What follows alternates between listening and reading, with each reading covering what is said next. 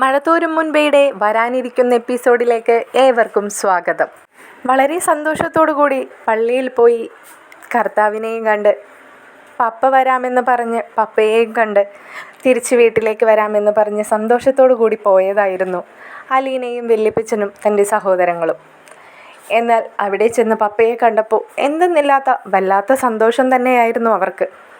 പപ്പയെ കണ്ട് പപ്പയോടൊപ്പം ഔട്ടിങ്ങിനൊക്കെ പോകാമെന്നും എന്തൊക്കെയാണ് വേണ്ടതെന്നൊക്കെ ലിസ്റ്റൊക്കെ പറഞ്ഞും ചോദിച്ചും പരസ്പരം സംസാരിച്ചു കൊണ്ട് നിൽക്കുമ്പോൾ പപ്പ തന്നെയാണ് അവരോട് ആവശ്യപ്പെട്ടത് വീട്ടിലേക്കെത്താൻ നേരം വൈകുമെന്ന് തൻ്റെ അമ്മച്ചിയെ വിളിച്ച് പറയാം. അതേ പ്രകാരം തന്നെയാണ് ടോജോ അമ്മച്ചിയെ വിളിക്കുന്നത്. എന്നാൽ ഇവരെല്ലാവരും കൂടി കാറ് വിളിച്ച് എവിടേക്കൊക്കെയോ യാത്ര പോയിരിക്കുകയാണെന്ന ന്യൂസ് കിട്ടുന്ന റീത്താമ്മച്ചി ആരുമില്ലാത്ത തക്കം നോക്കി എൽസയ്ക്ക് പണി കൊടുക്കാനായി വീട്ടിലേക്ക് കയറി വരികയാണ്. എൽസ തനിച്ചായിരുന്നു. എൽസയോട് വളരെ മോശപ്പെട്ട രീതിയിൽ തന്നെ സംസാരിക്കുകയായിരുന്നു റീത്ത. ഇത് കേൾക്കുന്ന എൽസയ്ക്ക് വളരെ സങ്കടവും തോന്നുന്നുണ്ട്. ഇന്നേ വരെയും തന്നോട് എതിർത്ത് ഒരാളും സംസാരിച്ചിട്ടില്ല. എന്നാൽ ആ സ്ഥാനത്ത് എൽസ മറുപടിയായിട്ട് പറയുകയാണ്, ഇത്രയും കാലമില്ലാത്ത എന്താണ് എന്നിൽ ചേച്ചി കണ്ടിട്ടുള്ള മോശപ്രവർത്തികൾ? എൻ്റെ ഭർത്താവിൽ നിന്നും ഉപേക്ഷിക്കപ്പെട്ട് ഞാൻ ഈ വീട്ടിൽ നിൽക്കാൻ തുടങ്ങിയിട്ട് വർഷങ്ങളോളമായി. ഇന്നേ വരെ എന്നിൽ നിന്നും കാണാത്ത എന്ത് മോശപ്രവൃത്തിയാണ് ചേച്ചി കണ്ടതെന്നൊക്കെ ചോദിച്ചുകൊണ്ട് വല്ലാത്ത ദേഷ്യപ്പെടുന്നുണ്ടായിരുന്നു എൽസ. ഇത് കാണുന്ന റീത്താമ്മച്ചിക്ക് വളരെ ദേഷ്യം തോന്നുകയും റീത്താമ്മച്ചി എൽസാമ്മച്ചിയുടെ കഴുത്തിനെ കുത്തിപ്പിടിക്കുകയൊക്കെ ചെയ്യുന്നുണ്ട്. ഇതേ സമയത്ത് തന്നെയാണ് ടോജോ വിളിക്കുന്നത്. എന്നാൽ ടോജോയുടെ കോള് അറ്റൻഡ് ചെയ്യുന്നത് റീത്താമ്മച്ചിയാണ്. റീത്താമ്മച്ചി അവനെ വളരെ മോശപ്പെട്ട രീതിയിൽ അവനോട് സംസാരിക്കുന്നുണ്ട്. തൻ്റെ പപ്പയും അലീന ചേച്ചിയും സഹോദരങ്ങളും നൽകിയ ബലം കൊണ്ട് തന്നെ റീത്താമ്മച്ചിക്ക് തക്കതായ മറുപടി കൊടുക്കാനുള്ള ഒരു ധൈര്യവും ടോജോയ്ക്ക് കിട്ടുകയാണ്. ഇതേപോലെ തന്നെ റീത്താമ്മച്ചി അവിടെ നിന്നും പറയുന്നുണ്ട്, നിൻ്റെ അമ്മച്ചിക്കുള്ളത് ഞാനിവിടെ നിന്നും കൊടുത്തിട്ടുണ്ടെന്നൊക്കെ. ഇത് കേൾക്കുമ്പോൾ അവന് വല്ലാത്ത വിഷമം തോന്നുകയാണ് കേട്ടോ. ഞങ്ങൾ കാരണം അമ്മച്ചിയും വല്യമ്മച്ചിയും കൂടി വഴക്കൊക്കെ ആവോ എന്നൊക്കെയുള്ളൊരു പേടി. അതോടെ അവർക്ക് തൻ്റെ പപ്പയുമായിട്ട് ഔട്ടിങ്ങിന് പോകാനുള്ള ഒരു ഇൻട്രസ്റ്റൊക്കെ പോവുകയാണ്. ടോജോ തന്നെ പപ്പയോടായി പറയുന്നുണ്ട്, അവിടെ എന്തൊക്കെയോ പ്രശ്നങ്ങൾ നടന്നിട്ടുണ്ട് പപ്പ. ഞങ്ങൾ ഇങ്ങനെ പോകുന്നതിന് അമ്മച്ചിയെ വന്നിട്ട് അവർ ഒരുപാട് വഴക്കൊക്കെ പറഞ്ഞിട്ടുണ്ടെന്ന് അവരുടെ സംസാരത്തിൽ നിന്ന് മനസ്സിലാവുന്നുണ്ട്. അമ്മച്ചിക്ക് അവർ കോള് കൊടുക്കുകയൊന്നും ചെയ്തില്ല. എന്നാൽ നിൻ്റെ അമ്മച്ചിക്കുള്ളത് ഞാൻ കൊടുത്തിട്ടുണ്ടെന്നൊക്കെ പറയുകയും ചെയ്തു. നിങ്ങളെല്ലാവരും അത് കേട്ടതല്ലേ. ടെൽസ, ടാനിയ, നമുക്ക് വീട്ടിലേക്ക് പോകാം. അമ്മച്ചിയെ അങ്ങനെ വിഷമത്തിലാക്കിയിട്ട് നമുക്കൊരു ഔട്ടിംഗ് ഒന്നും ഇപ്പോൾ എന്തായാലും വേണ്ട. എന്തായാലും പപ്പയെ കണ്ട് നമുക്ക് സംസാരിക്കാൻ കഴിഞ്ഞല്ലോ. പിന്നെ ഒരു ദിവസം വന്ന് പപ്പയുമായിട്ട് നമുക്ക് പുറത്തൊക്കെ പോയിട്ട് അടിച്ചു പൊളിക്കാം. ഇപ്പോൾ നമുക്ക് അമ്മച്ചിയുടെ അടുത്തേക്ക് തന്നെ പോകാമെന്ന് ടോജോ പറയുകയാണ്. ഇത് കേൾക്കുന്ന വല്യപ്പച്ചന് അവനോട് വല്ലാത്തൊരു ബഹുമാനമൊക്കെ തോന്നുകയാണ് കേട്ടോ. ഇത്രയും നാൾ തന്നെ നോക്കിയതും കൊണ്ട് നടന്നതൊക്കെ തൻ്റെ അമ്മച്ചിയാണെന്നൊക്കെ അവന് അറിയാലോ. കാരണം പപ്പ ഉണ്ടായിട്ട് പോലും പപ്പയുടെ പണമല്ലാതെ പപ്പ എന്ന് പറയുന്ന ഒരാളുടെ യാതൊരു സ്നേഹമോ ഒന്നും അവർക്ക് കിട്ടിയിട്ടില്ല. അപ്പോൾ അവർക്കെല്ലാം അവരുടെ അമ്മച്ചി തന്നെയാണ്. ഇപ്പോൾ പപ്പയെ കിട്ടിയെന്ന് കരുതിയും പപ്പയുടെ വീട്ടുകാരെ കിട്ടിയെന്ന് കരുതിയും അമ്മച്ചിയെ തള്ളിക്കളയാതെ അവൻ കൂടെ കൂട്ടുന്നുണ്ടല്ലോ എന്നൊരു സന്തോഷമൊക്കെ അങ്ങനെയുള്ള കുട്ടികൾ മനസ്സ് വളരെ നല്ലതായിരിക്കും എന്നൊക്കെ വല്യപ്പച്ചൻ മനസ്സുകൊണ്ട് തന്നെ ചിന്തിക്കുകയാണ്. വല്യപ്പച്ചൻ പറയുന്നുണ്ട്, നിങ്ങൾ വിഷമിക്കണ്ടടാ, നമുക്കിപ്പം തന്നെ പോവാം. വല്യപ്പച്ചൻ്റെ ആ സ്റ്റാൻഡിൽ പോയിട്ട് ഒരു കാറ് വിളിച്ചിട്ട് വരാം. നിങ്ങളപ്പോഴേക്കും പപ്പയോടൊക്കെ യാത്ര പറഞ്ഞ് നിൽക്ക് എന്നുകൂടി പറയുന്നുണ്ട്. ഉടനെ തന്നെ വല്യപ്പച്ചൻ പോയിട്ട് കാറൊക്കെ ആയിട്ട് വരികയാണ് കേട്ടോ. അപ്പോഴേക്കും കുട്ടികൾ പപ്പയോട് യാത്രയൊക്കെ പറയുന്നുണ്ട്. അലീന ഈവനിങ് വിളിക്കാമെന്ന് പറയുകയാണ്. പോവാൻ നേരത്ത് അലീനയുടെ കൈക്ക് പിടിച്ചിട്ട് പപ്പ പറയുന്നുണ്ട്, അവിടെ ചെന്നിട്ട് എന്തെങ്കിലും പ്രശ്നം ഉണ്ടായാൽ നീ ഉടനെ തന്നെ എന്നെ വിളിക്കണം. അങ്ങനെ ഇപ്പോൾ റീത്തയെ വെറുതെ വിടാൻ ഞാൻ ഉദ്ദേശിച്ചിട്ടില്ല. നിൻ്റെ കാര്യത്തിലും വന്ന് അങ്ങനെ സംഭവിച്ചപ്പോൾ റീത്തയെ വെറുതെ വിട്ടതാണ് എനിക്ക് പറ്റിയ തെറ്റ്. ഇത്രയും കാലം ഈ ചെകുത്താൻ്റെ കൂടെയാണല്ലോ ഈ കുട്ടികൾ കഴിഞ്ഞതെന്ന് ആലോചിക്കുമ്പോൾ എനിക്ക് വല്ലാത്തൊരു കുറ്റബോധം തോന്നുകയാണെന്നൊക്കെ സ്റ്റാൻലി ജോസഫ് പറയുന്നുണ്ട്. അലീനപ്പോൾ പറയാണ്, പപ്പ ഒന്നുകൊണ്ടും വിഷമിക്കണ്ട, ഞാനവിടെ പോയിട്ട് എന്താണെന്നൊക്കെ നോക്കിയിട്ട് എന്നെക്കൊണ്ട് പരിഹരിക്കാൻ പറ്റാത്ത എന്തെങ്കിലും പ്രശ്നം അവിടെ ഉണ്ടായിട്ടുണ്ടെങ്കിൽ ഞാൻ പപ്പയെ വിളിച്ചോളാമെന്ന് പറയുന്നുണ്ട്. അലീനയോട് സ്റ്റാൻലി ജോസഫ് ഓക്കെ എന്നൊക്കെ പറഞ്ഞ് അവരെ യാത്ര അയക്കുകയാണ്. അധികം വൈകാതെ തന്നെ അവർ തിരിച്ച് ആ വീട്ടിലേക്ക് എത്തുകയാണ് കേട്ടോ. വീട്ടിലേക്ക് എത്തുമ്പോൾ എൽസ ആ ഇരിപ്പ്, ആ സോഫയിൽ അവിടെ ഇരിക്കുകയാണ്.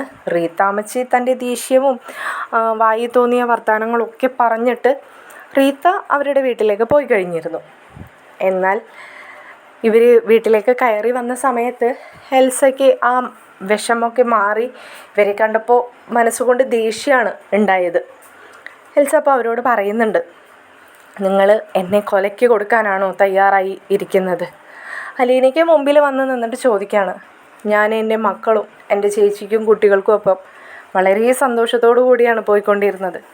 രണ്ട് വീട്ടിലാണെങ്കിലും ഞങ്ങൾ വളരെ ഐക്യത്തോടു കൂടിയാണ് മുന്നോട്ട് പോയത്. എന്തിനാണ് കുട്ടി നീ വന്നിട്ട് ഞങ്ങളുടെ ജീവിതം ഇങ്ങനെ നശിപ്പിക്കാൻ നോക്കുന്നതെന്നൊക്കെ. അത്രയും ദിവസം കണ്ടിട്ടില്ലാത്തൊരു എൽസയെ വളരെ ദയനീയമായി, എന്നാൽ റീത്തയുടെ പ്രവൃത്തിയിലൊക്കെ പേടിച്ച പോലെയൊക്കെ സംസാരിക്കുന്നത് കണ്ടപ്പോൾ അലീനയ്ക്ക് വല്ലാത്ത വിഷമം തോന്നി. അലീന തൻ്റെ രണ്ടാനമ്മയായ എൽസയുടെ തോളിൽ കൈവച്ചുകൊണ്ട് ചോദിക്കുകയാണ്, എന്തിനാണ് ഇതൊക്കെ സഹിച്ചുകൊണ്ട് ഇവിടെ ഇങ്ങനെ കടിച്ചു പിടിച്ച് നിൽക്കുന്നത്? ഇതിനേക്കാളൊക്കെ എത്രയോ സ്വസ്ഥതയും സമാധാനവും നിങ്ങൾക്ക് നിങ്ങളുടെ വീട്ടിൽ കിട്ടും. ഇങ്ങനെ ഒരാളുടെ ശല്യമോ ഒന്നും തന്നെ അവിടെ ഇല്ലല്ലോ. എന്താണ് ആൻറ്റി ഇതൊന്നും മനസ്സിലാക്കാത്തതെന്ന് അലീന ചോദിക്കുകയാണ്. അങ്ങനെ തന്നെ എൽസ അലീനയുടെ കൈകൾ തോളിൽ നിന്ന് തട്ടി മാറ്റുകയാണ്. എന്നിട്ട് പറയുന്നുണ്ട്, ഇത്രയും കാലം ഞങ്ങളുടെ ജീവിതത്തിൽ സന്തോഷത്തിന് യാതൊരു കുറവും ഉണ്ടായിരുന്നില്ല. നീയും ഈ മനുഷ്യനും കൂടി എന്ന് കയറി ഈ കുടുംബത്തെ താമസം തുടങ്ങിയോ അന്ന് തുടങ്ങിയതാണ് ഞങ്ങളുടെ സന്തോഷവും മനസമാധാനവും ഒക്കെ പോയത്. അതുകൊണ്ട് തന്നെ കുറച്ച് ദിവസത്തേക്കാണല്ലോ എന്ന് കരുതിയിട്ടാണ് ഞാൻ മിണ്ടാതെ നിൽക്കുന്നത്. പക്ഷേ ഇതിപ്പോൾ എൻ്റെ കൈവിട്ട് പോകുന്ന പോലെയാണ് പോകുന്നത് എന്നൊക്കെ പറയുന്നുണ്ട്. തൻ്റെ അമ്മച്ചിയുടെ ആ ഒരു അവസ്ഥയൊക്കെ കണ്ടിട്ട് ടോജോയ്ക്ക് വല്ലാത്ത വിഷമം തോന്നുന്നുണ്ട്. ടോജോയ്ക്ക് മനസ്സിലായി ആ റീത്ത വന്നിട്ട് തൻ്റെ അമ്മച്ചിയെ എന്തൊക്കെയോ പറയുകയും പ്രവർത്തിക്കുകയും ഒക്കെ ചെയ്തിട്ടുണ്ടെന്ന്. എന്നാൽ പെട്ടെന്നാണ് ടോജോ തൻ്റെ അമ്മച്ചിയുടെ കഴുത്തിൽ ആ ഒരു പാട് കാണുന്നത്. അവർ കുരക്കിന് കയറി പിടിച്ചായിരുന്നല്ലോ എൽസമ്മയെ. ആ സമയത്ത് റീത്താമ്മച്ചിയുടെ നഖം കൊണ്ടൊരു പാട്. പെട്ടെന്ന് ടോജോ ആ കുരക്കിൽ കണ്ടായ പാടിൽ തടവിയിട്ട് ചോദിക്കുന്നുണ്ട്, അമ്മച്ചി ഇതെന്താ ചോര പൊടിഞ്ഞ പോലെ, ഇതെങ്ങനെ സംഭവിച്ചു? എൽസ ഒന്നും മിണ്ടാതെ തന്നെ നിൽക്കുകയാണ്. കാരണം ടോജോ ഇന്നലെയും മിനിയാന്നയും ഉണ്ടായ ഒരാളല്ല. അവന് പെട്ടെന്നൊരു മാറ്റം സംഭവിച്ചിട്ടുണ്ട്. അവന് തന്നോടും തൻ്റെ സഹോദരിമാരോടൊക്കെ ഒരു റെസ്പോൺസിബിലിറ്റി ഒക്കെ വന്നിട്ടുണ്ട്. പെട്ടെന്നുണ്ടായ ഒരു മാറ്റം അത് എടുത്ത് ചാടി ദോഷത്തിലേക്ക് വരുമെന്ന് തന്നെ പേടിയായതുകൊണ്ട് റീത്താമ്മച്ചി വന്നതും ഒക്കെ അവന് അറിയാമെങ്കിലും വന്ന് തന്നെ ഉപദ്രവിച്ചതായിട്ടുള്ള കാര്യങ്ങളൊന്നും തന്നെ എൽസമ്മ പറയുന്നില്ല. എന്നാൽ ടോജോ ഒരു കാരണവശാലും പിന്മാറാൻ തയ്യാറില്ലായിരുന്നു. വീണ്ടും ചോദിക്കുകയാണ് അവൻ, അമ്മച്ചി ഇത് പറഞ്ഞില്ലെങ്കിൽ ഇപ്പോൾ തന്നെ ഞാൻ റീത്താമ്മച്ചിയുടെ വീട്ടിൽ പോവുകയും കാര്യം തിരക്കുകയും ചെയ്യുമെന്ന്. അങ്ങനെ റീത്താമ്മച്ചി വീട്ടിൽ വന്നതും തൻ്റെ കുരക്കിന് കയറി പിടിച്ചതും തന്നോട് മോശമായി സംസാരിച്ചതും എല്ലാം നിങ്ങൾ കാരണമാണെന്ന് കൂടി ലാസ്റ്റ് ഒരടിവര ഇട്ട പോലെ പറയുകയാണ് എൽസാമ്മച്ചി. ഇതൊക്കെ കേട്ടിട്ട് ടാനിയയ്ക്കും ടെൽസയ്ക്കും എന്തിന് വല്യപ്പച്ചന് പോലും സങ്കടം സഹിക്കാൻ പറ്റാത്തൊരു അവസ്ഥയായിട്ടോ. കാരണം എൽസ തന്നെ കൂടി കുറ്റപ്പെടുത്തുന്നുണ്ടെങ്കിലും എൽസ എത്രത്തോളം പേടിച്ചിട്ടാണ് ഈ പറയുന്ന റീത്തയെ സഹിച്ച് മുന്നോട്ട് കൊണ്ടുപോണത്. ഒരു സമയത്ത് മാത്രം ഒന്ന് പ്രതികരിച്ചതിന് റീത്ത ഇങ്ങനെയാണ് ഇവരോട് റെസ്പോണ്ട് ചെയ്തതെങ്കിൽ മുൻപും ഇതേപോലെയൊക്കെ സംഭവിച്ചിട്ടുണ്ടാവില്ലേ? അതുകൊണ്ടല്ലേ ഇവർ റീത്ത എന്ത് തന്നെ ചെയ്താലും തിരിച്ച് ഒന്നും പറയാതെ എല്ലാം സഹിച്ച് മുന്നോട്ട് പോണതെന്നൊക്കെയാണ് വല്യപ്പച്ചൻ ചിന്തിച്ചത്. വല്യപ്പച്ചൻ എൽസയുടെ മുമ്പിൽ വന്ന് നിന്നിട്ട് ചോദിക്കുകയാണ്, നീ കൊട്ടാരമറ്റത്തിലെ മൂത്ത മരുമകളാണ്. ആ ഒരു ചിന്ത നിനക്ക് എപ്പോഴെങ്കിലും ഉണ്ടായിരുന്നുവെങ്കിൽ നീ ഈ വന്ന് കിടന്നിങ്ങനെ കഷ്ടപ്പെടേണ്ട കാര്യമുണ്ടോ? കാര്യം ശരി തന്നെ, ഈ കൊട്ടാരമറ്റത്തുകാരെ കാണുന്നതിന് മുമ്പേ നീ കണ്ടതാണ് നിൻ്റെ സഹോദരങ്ങളെ. അതുകൊണ്ട് തന്നെ നിനക്ക് വ്യക്തമായിട്ടറിയാം നിൻ്റെ സഹോദരങ്ങൾ ആരാണെന്നൊക്കെ. നീ തന്നെയല്ലേ ഇവരെ വാക്ക് കേട്ടിട്ട് ഞങ്ങളെ എല്ലാവരെയും ഉപേക്ഷിച്ച് നീ ഇങ്ങോട്ട് പോകുന്നത്? എന്തിനായിരുന്നു എൽസ? ഇപ്പോഴും നീ ഞങ്ങളുടെ മുമ്പിൽ അഭിനയിക്കുകയാണ് നിൻ്റെ സഹോദരങ്ങൾ നിന്നെ സംരക്ഷിക്കുന്നുണ്ടെന്ന്. എൻ്റെ ഊഹം ശരിയാണെങ്കിൽ നിന്നെ അവർ കാലങ്ങളായിട്ട് പറ്റിക്കുന്ന കാര്യം പോലും നിനക്ക് നന്നായിട്ടറിയാം എന്നെനിക്ക് നല്ല ബോധ്യമുണ്ട്. എൽസാമ്മ ഒരക്ഷരം പോലും മിണ്ടാതെ നിൽക്കുകയാണ്. അലീന എൽസമ്മയോട് ചോദിക്കുന്നുണ്ട്, എൽസാമ്മച്ചിക്ക് നേരെ റീത്താമ്മച്ചി മുൻപും ഇതുപോലുള്ള ആക്രമണങ്ങളൊക്കെ കാണിച്ചിട്ടുണ്ടോ? അല്ല, ഒറ്റയടിക്ക് ഇങ്ങനെ ചെയ്യാനുള്ള ധൈര്യമൊന്നും ഒരാൾക്കും കിട്ടില്ലല്ലോ. ആക്രമണം മുമ്പും നടന്നിട്ടുണ്ടാവണം. അതുകൊണ്ടാണല്ലോ ഇങ്ങനെ വീണ്ടും വീണ്ടും സംഭവിക്കുന്നത്. എന്തോ ഇങ്ങനെ ആലോചിച്ച് നിന്ന പോലെ പെട്ടെന്ന് എൽസ ചോദിക്കുകയാണ്, അമ്മച്ചി, ഒരു 2-3 വർഷങ്ങൾക്ക് മുമ്പ് അമ്മച്ചി സ്റ്റെപ്പിൽ നിന്നും വീണെന്ന് പറഞ്ഞിട്ട് നെറ്റിയിൽ ഒരു 5-6 മുറിവൊക്കെ വന്നത് ഓർമ്മയില്ലേ? അത് അമ്മച്ചി സ്റ്റെപ്പിൽ നിന്നും തന്നെ വീണതായിരുന്നോ? കാരണം ഇപ്പോൾ ആലോചിക്കുമ്പോൾ എല്ലാം കൂടി എന്തൊക്കെയോ ഒരു സ്പെല്ലിംഗ് മിസ്റ്റേക്ക് ഫീൽ ചെയ്യുന്നു. അതിനുശേഷം കുറച്ച് ദിവസം റീത്താമ്മച്ചി ഇവിടെ വന്നിരുന്നില്ല. എൽസാമ്മച്ചി അന്ന് ഹോസ്പിറ്റലായിരുന്ന സമയത്തും റീത്താമ്മച്ചി വന്നിരുന്നില്ല. എന്തായിരുന്നു അത്? എനിക്ക് കറക്റ്റ് ഓർമ്മ കിട്ടുന്നില്ലല്ലോ എന്നുകൂടി അവൾ പറയാണ്. ഇതും കൂടിയും കേട്ടതോടെ ടോജോ അവരുടെ അരികത്തായിട്ട് വന്ന് ചോദിക്കുന്നുണ്ട്, അമ്മച്ചി അന്ന് റീത്താമ്മച്ചി തള്ളിയിട്ടതായിരുന്നോ? എൻ്റെ മോനെ, അല്ലടാ, അത് ഞാൻ അന്ന് തട്ടി. മനസ്സിലായി, എല്ലാം മനസ്സിലായി. ഇനി അമ്മച്ചി ഒന്നും പറയണ്ട എന്ന് പറഞ്ഞുകൊണ്ട് അവൻ മുറ്റത്തേക്ക് ചാടി ഇറങ്ങി. കൂട്ടത്തിൽ ടെൽസയും ടാനിയയും ആരും വിട്ടുകൊടുക്കാൻ തയ്യാറായില്ല. അവരെ തടയണ്ട എൽസേ, അവരെ സ്റ്റാൻലി ജോസഫിൻ്റെ മക്കളാ. നീ എത്രയൊക്കെ അവനിൽ നിന്നും അകറ്റി നിർത്തിയാലും ഉശിരും വാശിയൊന്നും അവരെ വിട്ടു പോവില്ല. അവരുടെ സിരയിലൂടെ ഓടുന്നതേ ഒരു പട്ടാളക്കാരൻ്റെ രക്തം. നീ അത് മറക്കാൻ നിൽക്കണ്ട എന്ന് പറഞ്ഞുകൊണ്ട് അവർക്ക് പിന്നാലെ വെല്ലിപ്പിച്ചനും കൂടിയും പോവുകയാണ്. പിന്നാലെ അലീനയും റീത്താമ്മച്ചിയുടെ വീടിന് മുമ്പിൽ ചെന്ന് നിന്നിട്ട്, റീത്താമ്മച്ചി ഇങ്ങ് ഇറങ്ങി വരുന്നുണ്ടോ അതോ ഞാൻ അങ്ങ് കയറി വരണോ എന്ന് ചോദിക്കുകയാണ് ടോജോ. റീത്താമ്മച്ചിയും മകനും കൂടി സിറ്റ് ഔട്ടിലേക്ക് ഇറങ്ങി വരുന്നുണ്ട്. നീ എന്താടാ മുറ്റത്ത് തന്നെ നിന്ന് കുരയ്ക്കുന്നത്? നിനക്കങ്ങ് അകത്തേക്ക് കയറി വരാൻ അറിയത്തില്ലേ? അതോ പുതിയ വന്നു കയറിയ തമ്പുരാട്ടി പറഞ്ഞോ എൻ്റെ വീടിൻ്റെ പടിയും ഇനി നീ ചവിട്ടരുതെന്ന്? അല്ല, അവിടെ നിന്നാണല്ലോ തീരുമാനങ്ങളും നിയമ നടപടികളും ഒക്കെ ഇപ്പോൾ വന്നുകൊണ്ടിരിക്കുന്നത്. അതുകൊണ്ട് ചോദിച്ചതാ. റീത്താമ്മച്ചി ഞങ്ങളുടെ കാര്യം ചോദിക്കണ്ട. ഞാനാദ്യം എൻ്റെ അമ്മച്ചി ഇന്ന് എന്താ ചെയ്തതെന്നറിയാൻ വന്നതാ. റീത്താമ്മച്ചിക്ക് എത്രത്തോളം ധൈര്യം ഉണ്ടായിട്ട് വേണം എൻ്റെ അമ്മച്ചിയുടെ കുരക്കിനെ പിടിച്ച് ഞെക്കാൻ? നിൻ്റെ അമ്മച്ചിയുടെ കുരക്കിനോ? ആര് പിടിച്ചെന്ന് അവൾ പറഞ്ഞോ? അതാണല്ലോ, അമ്മച്ചി ഞങ്ങളോടൊന്നും പറയത്തില്ലല്ലോ. ആ ബോധം നിങ്ങൾക്ക് നന്നായിട്ടുണ്ട് താനും. അതുകൊണ്ടാണല്ലോ അന്ന് പടിക്കെട്ടിൽ നിന്നും തള്ളിയിട്ടിട്ടും ഈ കണ്ട കാലത്തിനിടയ്ക്ക് ഞങ്ങളാരും അതറിയാതെ പോയത്. റീത്താമ്മച്ചി ആകപ്പാടൊന്ന് ഞെട്ടാണ് കേട്ടോ. ആ ഞെട്ടലിൽ തന്നെ അന്ന് നടന്നത് സത്യസന്ധമായ കാര്യമാണെന്ന് മനസ്സിലാവുകയാണ് അലീനയ്ക്കും. ഉടനെ തന്നെ അലീന ചോദിക്കുന്നുണ്ട്, നാണമുണ്ടോ നിങ്ങൾക്ക്? അനിയത്തിയെയും മക്കളെയും സംരക്ഷിക്കുകയാണ് പോലും. ഇങ്ങനെയാണല്ലോ പേടിച്ച് നിൽക്കുന്ന അനിയത്തിയെ പേടിപ്പിച്ച് തന്നെ നിർത്തി പറയുന്നതൊക്കെ അനുസരിപ്പിക്കുക, അവർക്ക് വരുന്നതിൻ്റെ ഒരു പങ്ക് വഹിച്ചെടുക്കുക, എന്നിട്ട് എന്തെങ്കിലും എതിർത്ത് പറഞ്ഞു കഴിഞ്ഞാൽ അവിടെ നിന്നൊക്കെ തള്ളിയിടുക, കുരക്കിന് പിടിച്ച് ഞെക്കുക. ഇതൊക്കെ നല്ലതാ.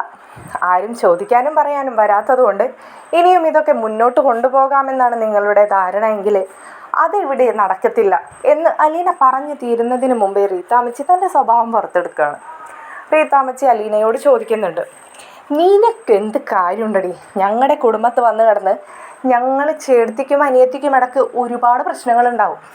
അതൊക്കെ ചോദിക്കാനും പറയാനും ഇവിടെ ഞങ്ങൾ തന്നെ മതി. പുറത്ത് നിന്നും വലിഞ്ഞു കയറി വന്നവളും ഏതവൾക്കോ പിഴച്ചുണ്ടായവളൊന്നും എന്നോട് ചോദിക്കാനും പറയാനും വരാൻ നിൽക്കണ്ട. ഇതുകൂടി കേട്ടതോടെ ടോജോയ്ക്ക് ദേഷ്യം വന്നിട്ട് അവൻ 2 സ്റ്റെപ്പ് കൂടി മുന്നിലേക്ക് അവരുടെ മുമ്പിലേക്ക് കയറി നിന്നിട്ട് ചോദിക്കുകയാണ്, എനിക്ക് ഇത്രയും കാലം എൻ്റെ അമ്മച്ചിക്ക് നേരെ നിങ്ങൾ ചെയ്തിരുന്ന പ്രവർത്തികളെക്കുറിച്ചൊന്നും അറിയത്തില്ലായിരുന്നു. ഇതിപ്പോൾ വേണ്ട എന്ന് എൻ്റെ അമ്മച്ചി അവിടെ കിടന്ന് കുരയ്ക്കുകയാണ്. നാളെ നിങ്ങളുടെ മുമ്പിൽ വന്ന് കിടന്ന് ഈ അമ്മച്ചി തന്നെ ഞാൻ ചെയ്തു പോയതിനൊക്കെ അല്ലെങ്കിൽ എൻ്റെ മകൻ ചെയ്തു പോയതിനൊക്കെ മാപ്പ് തരണമെന്ന് പറയാനും എൻ്റെ അമ്മച്ചി മടിക്കത്തില്ല. അതുകൊണ്ട് മാത്രം ഇന്നത്തേക്ക് ഞാൻ വെറുതെ വിടാണ്.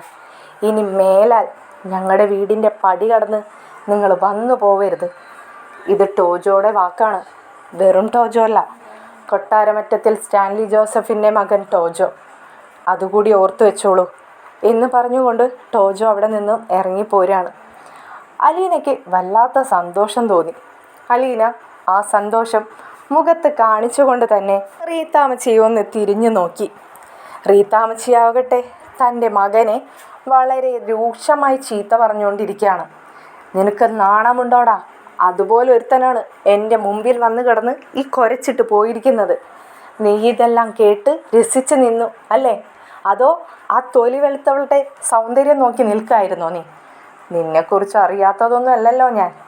നീ അന്ന് അവൾ അവിടെ നിന്നും മാട്ടി ഇറക്കി വിട്ടപ്പോൾ മിണ്ടാതിങ്ങ് പോന്നവനല്ലേ? അതിന് ശേഷം ആ വീടിൻ്റെ പടി കടക്കാൻ നിന്നെക്കൊണ്ട് സാധിച്ചോടാ? നീയൊക്കെ നല്ലതായിരുന്നുവെങ്കിൽ ആ കിളവനെ അവളെയും അന്നൊക്കെ അവിടെ നിന്ന് ഇറക്കി വിട്ടേനെ. എന്നിട്ടിപ്പോൾ എല്ലാം കൈവിട്ട് പോകുമ്പോൾ കാണാടാ എന്നുകൂടി പറഞ്ഞപ്പോഴേക്കും അവന് ഒരല്പം ഒരു ദേഷ്യവും ഉശിരുമൊക്കെ തോന്നുകയാണ്. അത് അലീനയ്ക്ക് നേരെ തന്നെ പ്രവർത്തിക്കണമെന്നും അവന് തോന്നുകയാണ്.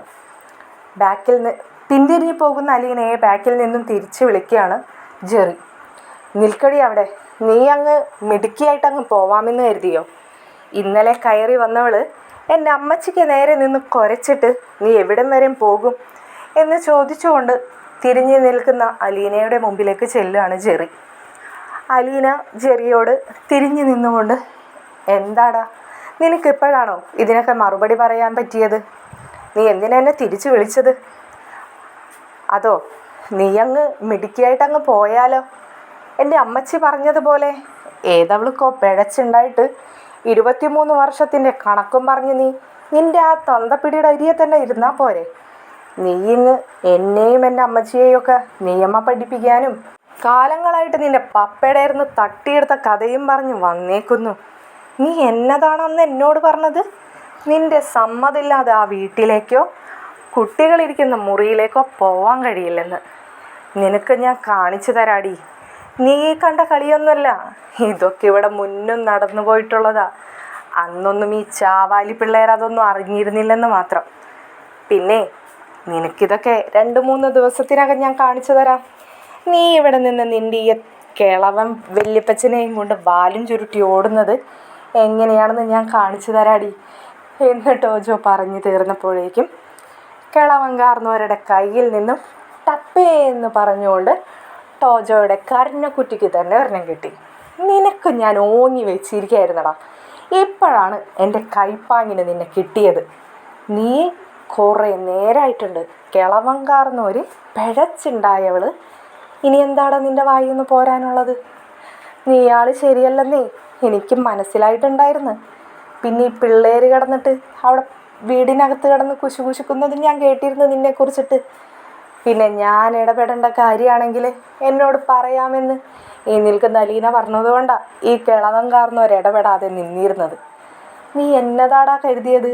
നീ കിടന്നിങ്ങനെ കുരയ്ക്കുമ്പോൾ ഞാനും എൻ്റെ ഈ പിള്ളേരും എല്ലാ കാലവും മിണ്ടാതെ നിൽക്കുമെന്നോ? നീ കൊണ്ട് കേസ് കൊടുക്ക്. നിൻ്റെ മുഖത്തെ ഒരു 2-3 മിനിറ്റ് കഴിയുമ്പോൾ തെളിയും ഈ കിളവൻ കാർന്നവരടിച്ചതിൻ്റെ 4 പാട്. അത് നീ നേരെ പോലീസ് സ്റ്റേഷനിൽ കൊണ്ടുപോയിട്ട് കാണിച്ചു കൊടുക്ക്. എന്നിട്ട് പറയണം കൊട്ടാരമറ്റത്തിലെ ഔതുക്കുട്ടി, പേര് മാറരുത്, ഔതുക്കുട്ടി അടിച്ച പാടാണെന്ന്. എന്നിട്ട് നീ കേസ് അവിടെ സൈൻ ചെയ്ത് കൊടുത്തിട്ട് വാ. അപ്പോൾ ഞാൻ പറയാം നീ എല്ലാം തികഞ്ഞൊരാണാണെന്ന്. പോടാ ചെറുക്ക, നീ പോയിട്ടേ നിൻ്റെ അമ്മച്ചിയെയും കൂട്ടി പോയിരുന്ന് ആ ബൈബിളൊക്കെ ഒന്ന് വായിക്ക്. അതിലെഴുതി വച്ചിരിക്കുന്ന നല്ല വചനങ്ങളൊക്കെ മാത്രം സ്വീകരിക്കുക. അല്ലാതെ ഇങ്ങനെയല്ല കുഞ്ഞെ ജീവിതം. നിനക്ക് ഇനിയും എൻ്റെ കയ്യിൽ നിന്ന് കിട്ടാനിരിക്കുന്നതേ ഉള്ളൂ. 30 ദിവസമല്ലേ നിൻ്റെ അമ്മച്ചിക്ക് എൻ്റെ കൊച്ചുമോള് കൊടുത്തിരിക്കുന്ന സമയം. അതിനുള്ളിൽ ചുരുങ്ങിയത് നീ എൻ്റെ കയ്യിൽ നിന്ന് ഒരു 15 അടിയെങ്കിലും വാങ്ങിച്ചിരിക്കും. അതോടുകൂടി നീയും നന്നാവുമെന്നാണ് എനിക്ക് തോന്നണത് എന്നുകൂടി വല്യപ്പച്ചൻ വളരെ മാസ്സായിട്ട് തന്നെ ഡയലോഗ് അടിച്ച് വാടി കൊച്ചേ, ഇതുപോലത്തെ ചാവാലിപ്പട്ടികളോട് നിന്ന് കുരയ്ക്കാൻ നിനക്കൊക്കെ നാണില്ലേടി എന്ന് ചോദിച്ചുകൊണ്ട് വല്യപ്പച്ചൻ അലീനയുടെ കൈയും പിടിച്ച് വീട്ടിലേക്ക് നടന്നു പോവുകയാണ്. ടോജോയ്ക്കും ടാനിയയ്ക്കും ടെൽസയ്ക്കൊക്കെ ഇത് കണ്ടതോടെ ചിരി അടക്കാനേ വയ്യാതെയായി. വല്യപ്പച്ചൻ്റെ ഒറ്റയടിയിൽ തന്നെ പൊന്നീച്ച പറന്ന ഒരവസ്ഥയായിരുന്നു ടോജോയ്ക്ക്. പിന്നെ അവൻ നിൽക്കുന്ന ജില്ല ഏതാണെന്നോ അവൻ നിൽക്കുന്ന സ്ഥലം ഏതാണെന്നോ പോലും കുറച്ച് സമയത്തേക്ക് അവൻ അറിഞ്ഞിട്ടില്ല. അടിക്ക് ശേഷം വല്യപ്പച്ചൻ പറഞ്ഞ ഓരോ വാക്കുകളും അവൻ കേട്ടോന്ന് പോലും സംശയമായിരുന്നു കണ്ടു നിന്നവർക്ക്. ഓടി വന്ന്, അതായത് വല്യപ്പച്ചൻ പോയതിന് ശേഷം ഓടി വന്ന് റീത്താമ്മച്ചി തൻ്റെ മകനെ തടവി അകത്തേക്ക് കൊണ്ടുപോകുന്ന ദൃശ്യവും കൂടിയും കണ്ടപ്പോൾ ടെൽസയ്ക്കും ടാനിയയ്ക്കും സന്തോഷം കൊണ്ട് അന്നത്തെ ദിവസം പള്ളിപ്പെരുന്നാളായി. എന്നാൽ അകത്ത് ചെന്ന് കയറുമ്പോൾ ഇനി അമ്മച്ചിയുടെ വായിൽ നിന്നും എന്തൊക്കെയാണ് കേൾക്കാൻ പോകുന്നതെന്ന് ആലോചിച്ചപ്പോൾ മൂവർക്കും വല്ലാത്ത ടെൻഷനും തോന്നി. തുടർന്നുള്ള എപ്പിസോഡുമായി മറ്റൊരു വീഡിയോയിലൂടെ കാണുന്നതായിരിക്കും. നിങ്ങൾക്ക് ഈ വീഡിയോസും ചാനലും ഇഷ്ടപ്പെടുന്നുണ്ടെങ്കിൽ സബ്സ്ക്രൈബ് ചെയ്യാനും ഹൈപ്പ് ചെയ്യാനും നിങ്ങളുടെ വിലയേറിയ അഭിപ്രായങ്ങൾ കമൻറ്റിലൂടെ അറിയിക്കാനും മറക്കരുതേ. ശുഭരാത്രി.